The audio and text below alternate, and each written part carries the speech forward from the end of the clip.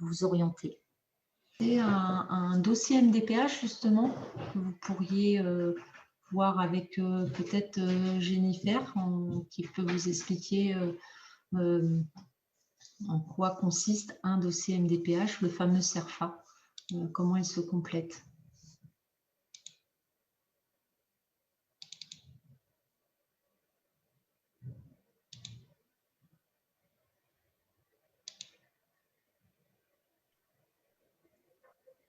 Est-ce que vous m'entendez? Désolée, je reviens tout juste. Merci Sandrine de ta présentation et d'avoir épaulé tout ça parce que je suis un peu entre deux, on va dire. Donc du coup, je ne sais pas. Alors, je reviens. Du coup, on n'a pas affiché de CERFA, c'est ça, non? Il est en cours. D'accord, il est en cours. Ok, donc ça me permet de chercher de mon côté. Oui, parce que moi aussi, je vais le sortir. Alors, le dossier MDPH, donc du coup, il y a une partie, il y a deux parties en fait. Il y a la partie administrative, entre guillemets, c'est-à-dire tous les renseignements, les parents et notamment les besoins qu'ils demandent, et le certificat médical qui, lui, est plus rempli par le médecin. En fait. Donc, en détail, est-ce qu'on l'a là? Non, il n'est pas encore.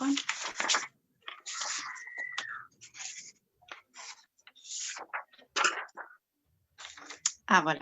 Donc là, on est sur la partie plus l'identité de l'enfant, donc plus ce qui est administratif, voilà, les coordonnées, etc. Enfin, les parents, l'enfant. Donc ça, c'est vraiment la partie administrative propre. Là, on est sur la première. Donc le A, l'identité de l'enfant. Voilà. Autorisation parentale. Donc là, on est sur le volet si jamais vous souhaitez être accompagné par une association ou un proche ou autre, souvent ils demandent les coordonnées de la personne s'ils ont besoin parfois de plus renseignements. Après, il y a souvent, par exemple en mairie, le CCAS qui aussi aide justement à remplir les dossiers. Et après, si vous bénéficiez, bon, après ça, la partie, si vous bénéficiez d'une mesure de protection, en principe, c'est plus pour voilà, si on est sur curatelle, etc. Donc, en général, c'est plus les grands enfants, si je ne me trompe pas, Sandrine. Oui, c'est ça. C'est ça. Voilà, ça c'est dans le cas où l'enfant, effectivement, bénéficie d'une mesure de protection. Et ça, bien souvent, ce sont les assistantes sociales qui remplissent le dossier. Donc, du coup, voilà, elles aident effectivement à remplir cette partie À remplir aussi. du volet A4. Ok, d'accord. Après, il y a la situation, si jamais on est dans l'urgence. Alors, je crois que c'est le A5, si je ne me trompe pas. Voilà, si vraiment on est vraiment dans l'urgence, je ne sais pas, une hospitalisation, enfin, il y a des besoins spécifiques assez urgents. Je sais qu'il y a la partie A5 qu'on peut noter, qu'on peut cocher, remplir et voilà, expliquer les difficultés, etc. Là, on est en quoi? Là, c'est les documents à joindre obligatoires à la demande. Voilà, oui, c'est ça. Donc, le certificat médical, donc, qui va être un peu plus bas, qui fait partie du dossier. Donc, évidemment, il faut qu'il soit de moins de 6 mois, hein, rempli par le médecin. Donc, après, les justificatifs d'identité, que ce soit de l'enfant et des parents, justificatif de domicile, et une attestation de jugement en protection juridique, s'il y en a besoin. Ça peut être une situation particulière, donc voilà. Le certificat médical, c'est ce qu'on disait tout à l'heure, c'est un médecin qui doit le remplir. Ça peut être un neurologue, enfin un neuropsy, oui, le neuropsy, je ne crois pas qu'il remplit. Je pense. C'est un dossier médical, donc seuls les médecins peuvent voilà, le il me semble. Donc, les neuropsies, on n'est pas Les- dans la catégorie des médecins. Neuropédiatre, C'est les peut-être, oui. neuropédiatres qui peuvent le remplir et ça peut être le médecin général, Oui, généraliste médecin qui connaît traitant. l'enfant. Ouais. C'est ça. Donc, tac. Bon, après, il y a les signatures, etc. La différence entre je souhaite bénéficier d'une procédure simplifiée si je suis dans un cas suivant, en règle générale, on ne la coche pas. C'est pour un renouvellement et Voilà. c'est préférable de ne pas le cocher si l'on veut systématiquement qu'effectivement soit revu l'ensemble des aides qui peuvent être attribuées. Exactement. C'est ça, hein? Oui, oui, c'est ça, parce que moi, c'est ce que je fais en général, voilà, renouvellement, je le fais simplifier si les choses ne bougent pas. C'est ça. Après, c'est vrai que s'il y a des nouveaux éléments, ben, voilà, vaut mieux pas mettre rapide. Voilà, c'est ça. Donc après, ça, c'est la partie de vie quotidienne. Donc, ben, ça, c'est propre à chacun, hein, selon si on est en couple avec ses parents, etc. Voilà, qu'est-ce qu'on demande? Oui, vas-y, Sandrine. En règle générale, c'est plus pour les adultes lorsqu'on lit à la lecture cette partie votre vie quotidienne. C'est ça. Vous voyez, vous vivez seul, vous vivez en couple, ça concerne pas. Oui, il y a toujours la partie nos avec enfants. vos parents. Enfin, voilà, moi, je sais que je coche avec. Au moins, je loupe rien parce que c'est vrai que des fois, il y a un petit paragraphe, on loupe quelque chose, ben, ça nous porte tout de suite préjudice. On peut le lire, mais là, dans le cadre des enfants, on n'est pas concerné par la pension d'invalidité. Donc, en règle générale, cette page-là, on ne la remplit pas. On oublie. Vous êtes retraité depuis, enfin, nos enfants ne sont pas… On n'est pas encore retraité, c'est ça. On est bien d'accord que ce dossier-là, on le remplit en tant que parent, parce qu'on est les représentants légaux, mais ça concerne bien l'enfant. C'est bien rempli pour l'enfant. On parle au nom de l'enfant, oui, c'est ça. Alors là, on est sur quelle partie? Là, c'est sur la partie… alors, vous avez surtout la partie frais liés au handicap qui est là. Oui. Voilà. Ça, en général, bah, pour ma part, je sais que je mets ergothérapeute, psychomote. Ça, en général, c'est sur cette partie-là. En fournissant toujours un devis qui est très important quand même. En précisant, voilà, il y a toujours précisé le nombre d'heures, du besoin, etc. Donc ça, c'est vraiment les frais qui ne sont pas pris en charge par la sécurité sociale. Donc du coup, c'est cette partie-là en général qu'il faut mettre. C'est bien ça, Sandrine? Et là, par exemple, vous pouvez préciser effectivement non pris en charge par la sécurité sociale ou non pris en charge par ma mutuelle, par exemple aussi. Oui, voilà, exactement. Préciser. Parce que souvent, des fois, il se peut qu'ils renvoient des courriers. Est-ce que vous avez demandé si la prise en charge par votre mutuelle? Moi, ça m'est déjà arrivé qu'on m'a renvoyé le dossier en me demandant un justificatif comme quoi que ce n'était pas pris en charge par la mutuelle. Par exemple, les séances d'ergothérapie. Donc, c'est vrai que c'est bien de le préciser. Voilà, par exemple. Bon, ça c'est plus pour des jeunes adultes, hein. Faire ses courses, préparer les repas, l'hygiène corporelle, se laver, etc. Difficulté à s'habiller. Effectivement, nos enfants peuvent avoir ce type de difficulté. On peut le remplir. Par exemple, c'est vrai que sur un dyspraxique, vous pouvez appuyer sur la touche ici, besoin pour la vie à domicile, pour s'habiller, mais il faudra quand même préciser ici, assuré par le parent, parce que le fait de demander à s'habiller et de mettre et ôter les vêtements, on entend plus par là des gens avec un handicap lourd et voilà, il est préférable de cocher ici. Normalement, ce n'est pas une partie qui est à remplir pour nos enfants. Voilà. Donc, si on veut le cocher, parce qu'on a quand même envie de noter qu'on a des enfants qui ont des difficultés de s'habiller ou de prendre leur repas, il faut quand même préciser qu'effectivement, c'est assuré par un parent auprès de l'enfant.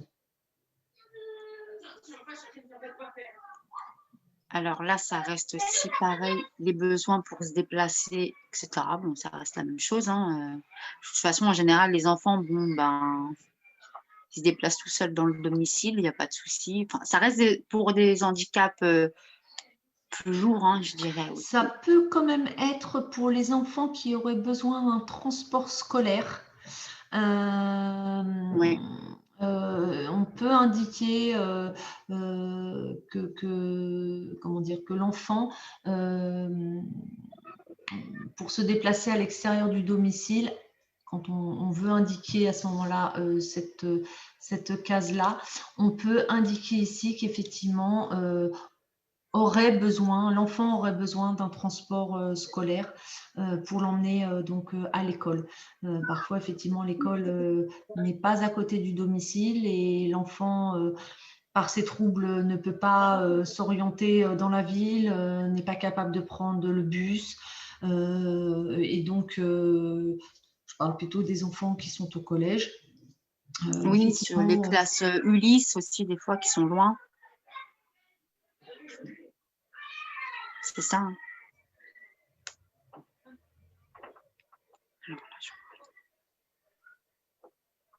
Alors là,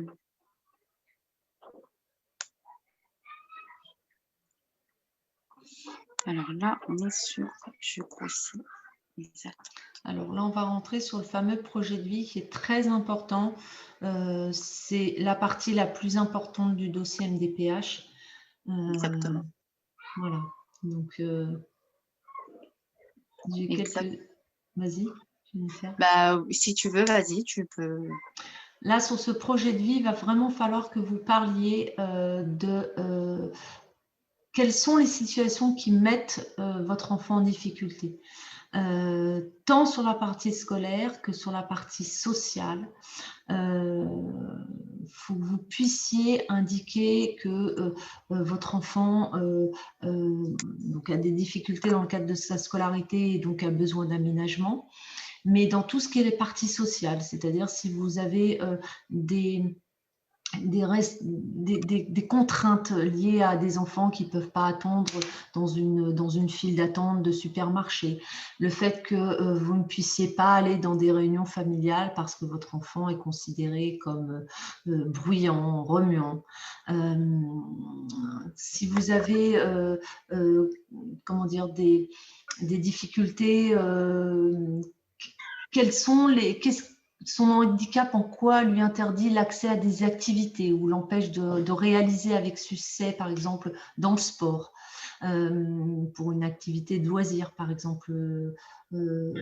Quel temps vous consacrez à votre enfant pour les déplacements chez les thérapeutes, mais aussi le temps que vous prenez pour les aider à s'habiller, parfois à couper leur viande, à les aider dans l'hygiène, à s'organiser à la maison, hein, à leur rappeler quand se laver les dents, etc. En fait, vous allez parler de tout votre quotidien, tant sur la scolarité que dans le social, que dans la vie de tous les jours.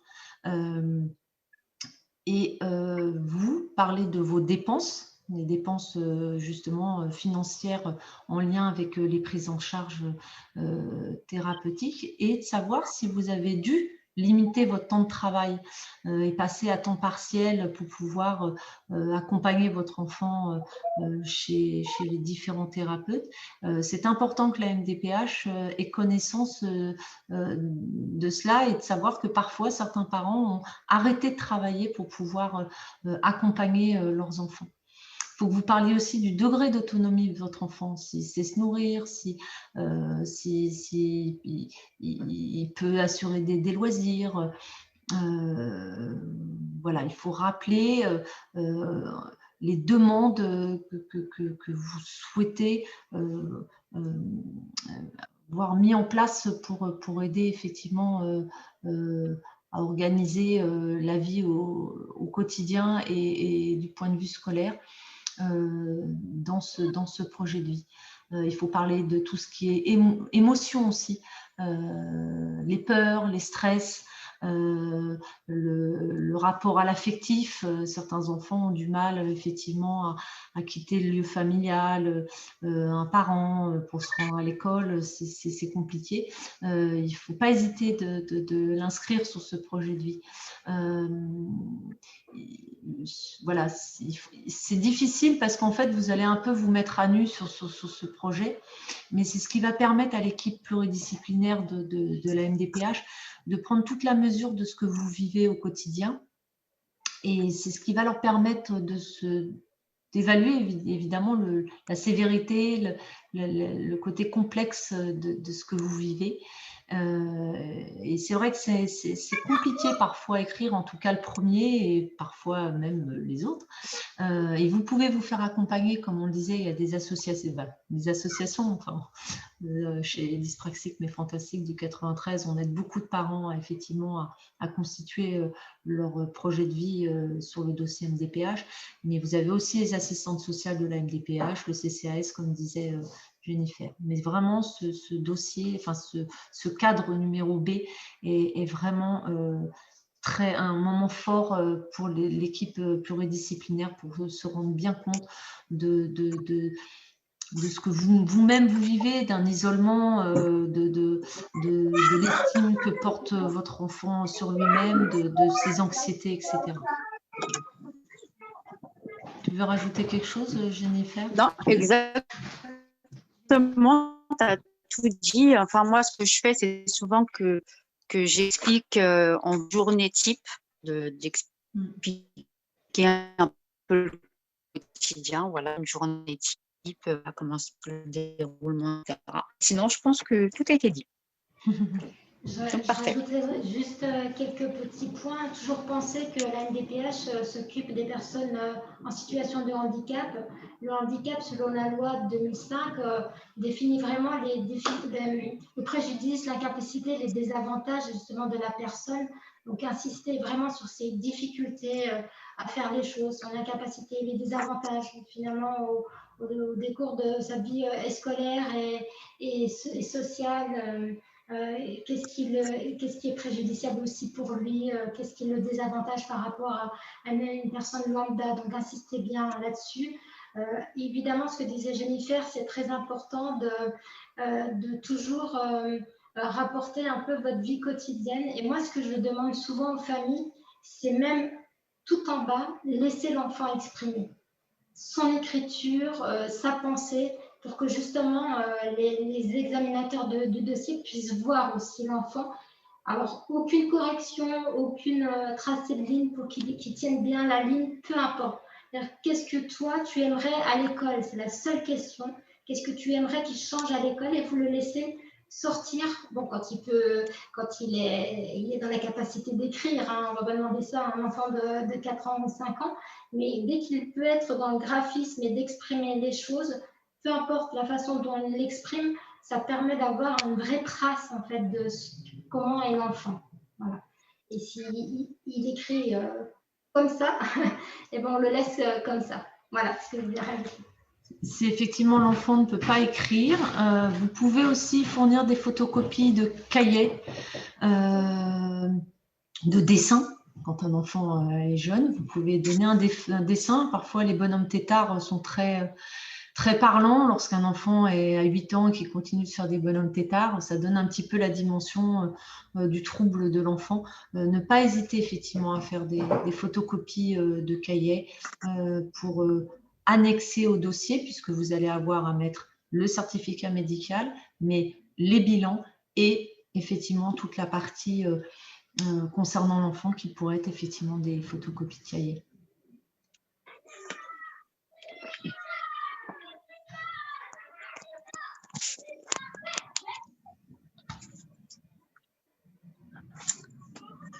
Alors, vie scolaire ou études?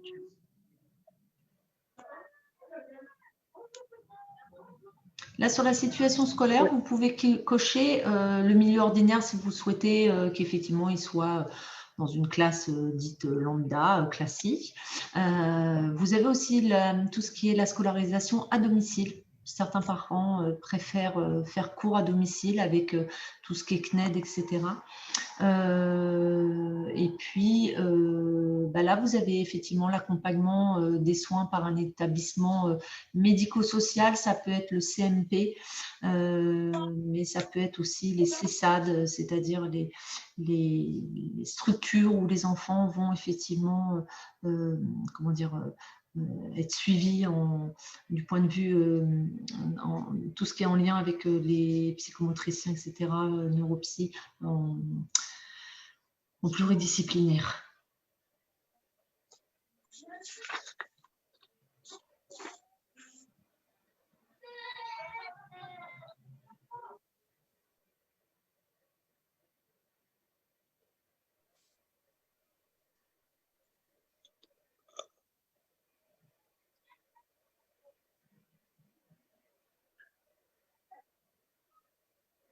La vie scolaire ou étudiante. Donc là, vous allez préciser si votre enfant est suivi en soins hospitaliers, en soins libéral, ou bien effectivement autre, ça peut être les CMP ou le CESAD.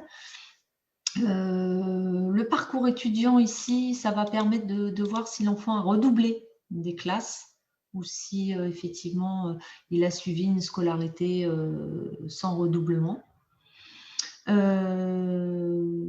Donc là, vous allez devoir indiquer si vous disposez actuellement d'adaptation. Donc ça peut être déjà des aménagements et adaptations pédagogiques qui auraient été donc indiqués dans le cadre d'un PAP. En général, le matériel informatique, s'il a un PAP, votre enfant n'a pas forcément de matériel informatique, mais sauf si vous lui avez confié un ordinateur à titre privé, enfin que vous ayez acheté.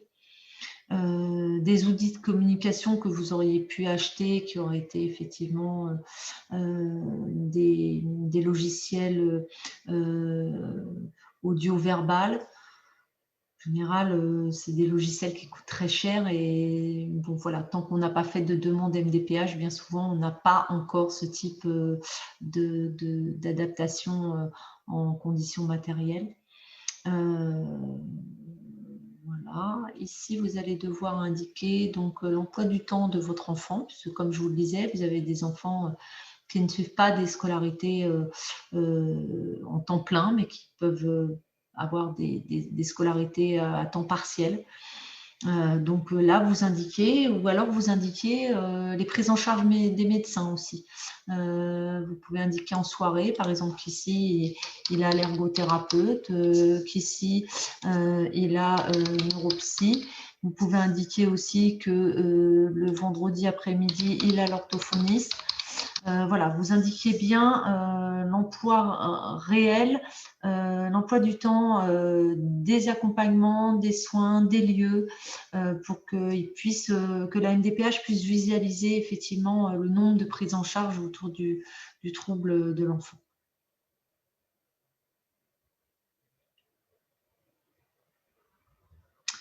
Une dernière petite précision sur cette page-là, vous avez cette petite case qui vous disposez actuellement d'une aide humaine aux élèves handicapés. Ça, c'est dans le cadre où vous faites un renouvellement de dossier MDPH. Donc, c'est normal que cette petite case existe. Voilà, si vous aviez un dossier à refaire, parce qu'en général, les notifications MDPH sont valables entre 1 an et 2 ans. Donc, il faut le refaire régulièrement, enfin, tous les ans ou tous les 2 ans. Et là, il faut que vous précisiez si effectivement votre enfant avait bénéficié d'une aide humaine préalablement. Là, vous allez pouvoir indiquer les besoins en lien avec les apprentissages. Donc, effectivement, si votre enfant a des difficultés pour lire, pour calculer, pour s'organiser dans son travail, pour utiliser son ordinateur, enfin son matériel, que ce soit un ordinateur, un scan ou autre, pour comprendre les consignes et pour écrire, eh bien, vous pouvez cocher toutes ces petites cases et si vous en avez encore à préciser, vous les indiquez ici. Ça peut être ici, par exemple, la concentration. Vous pouvez rajouter ici défaut de concentration, besoin en lien avec les apprentissages. Vous pouvez indiquer besoin d'une aide humaine pour l'aide à la concentration. C'est ici que vous allez l'indiquer. Vous avez les besoins pour communiquer. Là, c'est peut-être davantage, peut-être pour un dysphasique, mais pas forcément. Vous avez des enfants qui, en TDAH, qui ont du mal à assurer leur sécurité. Pour s'exprimer et se faire comprendre, entendre. Ça peut être tout à fait possible et plutôt à cocher. Et pour les relations avec les autres, voilà, ça c'est des cases qui sont importantes à ne pas manquer. Je pense que la case C, enfin cette page-là, tout comme le volet B, sont vraiment des cases très importantes à bien lire et prendre le temps de compléter. Les besoins pour l'entretien personnel, alors c'est là où effectivement on peut reprendre pour s'habiller, pour prendre soin de sa santé. Alors pour prendre soin de sa santé, je pense plutôt davantage aux enfants qui sont sous méthylphénidate ou autres médicaments. Bien souvent, ils ne savent pas eux-mêmes prendre leurs médicaments. C'est souvent aux parents de leur rappeler de le prendre. Donc, on peut cocher cette case pour prendre soin de sa santé. Effectivement, ils ont besoin d'une aide d'un parent pour prendre soin de leur santé. Pour les repas, alors ils ont précisé juste manger et boire, mais vous pouvez t'amener effectivement à les aider à couper leur viande. Donc, on peut indiquer qu'effectivement, ils ont besoin de quelqu'un pour les repas. Et puis, simplement parce que vous avez des enfants aussi qui renversent leur verre, ou qui ont des difficultés pour boire ou manger. Donc, voilà. Et puis, l'hygiène corporelle. Bon, vous avez des enfants dyspraxiques qui ont du mal à se laver les dents. Le mouvement n'est pas simple. Donc, l'hygiène corporelle est importante. Vous avez effectivement aussi des enfants qui ont l'urésie, qui peut être important de préciser à cet endroit-là. Les besoins pour se déplacer. Moi, je conseille de cocher ces cases-là pour se déplacer. Donc, effectivement, par exemple, dans un établissement, vous avez des enfants qui ont des difficultés de repérage et donc, du coup, qui ne savent pas forcément retrouver leur classe. Du passage de la cour de récréation à leur classe, c'est pas simple. Pareil dans les collèges, hein, se repérer dans un établissement à plusieurs étages. C'est important de le préciser ici, besoin pour se déplacer. Si effectivement vous avez des enfants qui ont des difficultés de repérage dans l'espace, c'est important de préciser dans cette case-là. Pour se déplacer à l'intérieur des locaux, ça peut être, voilà. Et puis après, vous avez effectivement la case autre, si vous avez besoin de préciser davantage. Donc là, effectivement, vous allez pouvoir mentionner les attentes en matière de vie scolaire, les accompagnements, les réadaptations, les aides matérielles, humaines, tout ce dont l'enfant pourrait avoir besoin. Vous pouvez préciser aussi dans autres, aménagement des supports, agrandissement. Vous pouvez dans autres élargir vos attentes en termes d'accompagnement à la scolarité.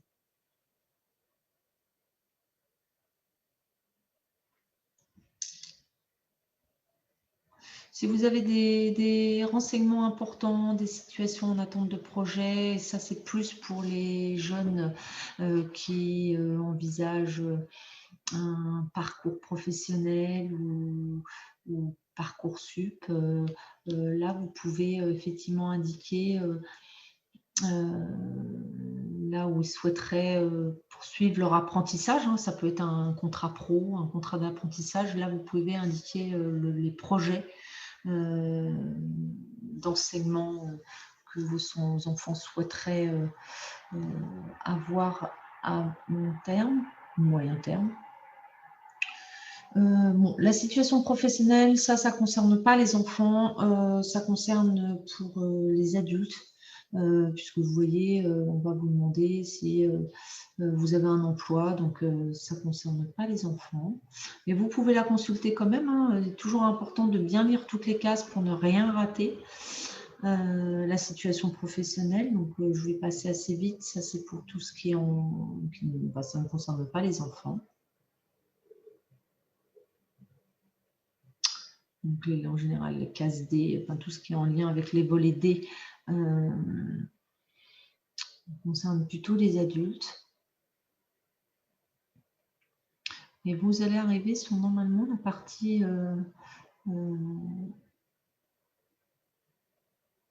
alors c'est là où vous allez demander effectivement votre aide financière pour vous aider à donc payer les frais des prises en charge thérapeutiques. Vous allez donc cocher l'allocation AEH, ça c'est et ou ses compléments. Ça c'est vraiment la case à ne pas rater. Tout ce qui va être PCA, je vous l'ai dit, ça c'est plutôt lié aux enfants avec handicap lourd, malvoyants, malentendants, en chaise roulante. Donc sur des enfants avec troubles TND 10 et TDAH, ces enfants-là n'entrent pas dans ce champ-là. Et donc, ça, c'est pour les enfants de moins de 20 ans et ça, pour les enfants de plus de 20 ans. Il faut savoir que l'AEH, donc, c'est pour l'allocation d'éducation aux enfants handicapés. L'AAH, c'est pour les adultes. Voilà, c'est ce qui fait la différence. Ici, vous avez adulte et ici, vous avez enfant. Si vous avez un enfant qui a bénéficié d'une AEH pendant 10 ans ou 15 ans, il peut très bien continuer d'avoir un besoin d'AAH adulte. Ça, c'est à voir avec le temps. Ça s'agit de la demande relative à la vie scolaire. Donc, effectivement, si vous souhaitez donc avoir un parcours de scolarisation, par exemple en ULIS ou en IME, dans un centre médico-éducatif, vous pouvez le préciser ici. Vous indiquez le parcours de scolarisation ou de formation auquel vous pensez pour votre enfant.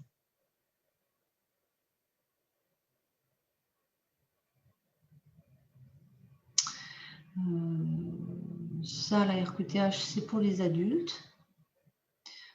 Tout ça, c'est pour en lien avec les adultes. Hein. Donc, on ne coche pas, on n'est pas concerné. Et alors, voici la partie aidant familial. Il faut savoir que vous, en tant que parent, vous êtes considéré comme étant aidant familial. Donc, vous pouvez compléter effectivement cette partie parce que vous allez les aider à faire leurs devoirs, parce que vous allez les accompagner à leur rendez-vous. Donc là, il est important que vous précisiez, voilà, pour que la MDPH ait bien conscience effectivement de votre rôle auprès du handicap de votre enfant. Et entre autres, par exemple, l'aide au déplacement à l'extérieur, évidemment, quand vous les accompagnez auprès des thérapeutes, bien évidemment, vous les accompagnez. Vous pouvez aussi les aider à l'aide d'hygiène, parce que parfois, vous allez aider votre enfant à s'essuyer le dos parce qu'il ne sait pas utiliser la serviette correctement, ou bien l'aider à se laver les dents, se laver les cheveux, etc. Donc ça, vous pouvez l'indiquer. Vous pouvez, il suffit de lire situation par des activités loisirs scolaires, sorties, ça peut être un élément que vous pouvez cocher. Donc ça, effectivement, c'est toute la partie F concerne effectivement l'accompagnement et de la personne à aider.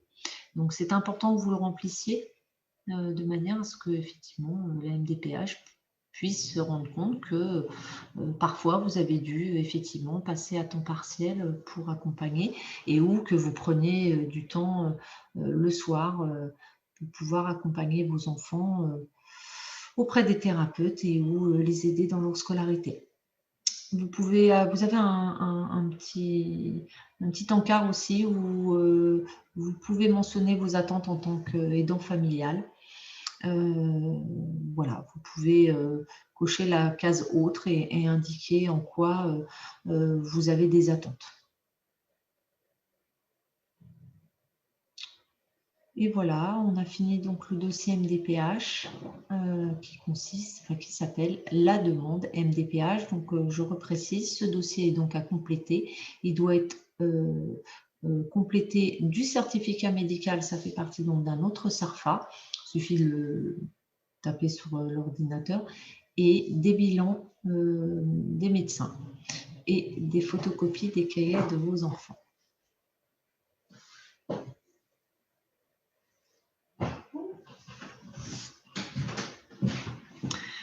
Je crois qu'il y a eu une question ce matin qui était: que faire si le diagnostic est posé et que le dossier MDPH validé, mais que l'école n'aménage pas? Alors, dans un premier temps, je vous proposerais plutôt d'essayer d'avoir un lien de communication avec l'enseignant ou le professeur principal. Il faut savoir que tous les enseignants n'ont pas de formation ou ont plutôt des pourtours flous du TDAH, de la dyspraxie. Alors, ils vont vous dire qu'ils connaissent bien la dyslexie, mais sur d'autres troubles, c'est plus compliqué. Donc, d'avoir un échange, ça permet effectivement de mieux cerner leur niveau de connaissance du handicap. Et donc de pouvoir échanger sur ce qui serait nécessaire, quel type d'aménagement, on en a parlé, hein, effectivement, des codes couleurs, d'une aide au démarrage, etc. Si vous voyez que la communication est bloquée ou que les aménagements ne se font pas après un certain laps de temps, vous demandez à être en un entretien avec le directeur de l'établissement, qui est en général, lui, le garant de tous ces aménagements. Et puis enfin, si ça ne fonctionne pas non plus avec le directeur, vous faites intervenir l'enseignante référente du secteur, qui est donc la personne qui est donc un enseignant spécialisé, qui connaît les troubles, le handicap, et qui là devrait intervenir. C'est le coordinateur entre la famille et l'équipe enseignante, et donc qui normalement doit amener, voilà, c'est un terrain neutre. L'enseignant référente normalement aide la famille et doit avoir un rôle avec l'équipe éducative pour amener à ce que effectivement l'enfant puisse bénéficier au maximum des aménagements. Normalement, avec de la communication, ça doit pouvoir se faire. Voilà. Et après, il y a des gens qui sont un peu plus bloqués que d'autres. Ça peut se faire comme ça peut ne pas se faire, mais voilà, il faut y aller tranquillement. Pas se braquer, c'est le moment difficile effectivement de parler des troubles, de se mettre à nu, effectivement expliquer en quoi c'est difficile, voilà, pour votre enfant. Il faut toujours se mettre dans l'idée que le professeur que vous avez en face de vous ne connaît pas le trouble de l'enfant. Vous le connaissez, vous savez ce dont il aurait besoin, vous avez un quotidien avec lui. Les enseignants ne connaissent pas forcément ou très peu le trouble de votre enfant. Donc, il faut vraiment que vous lui donniez l'impression que qu'il est indispensable pour aider votre enfant.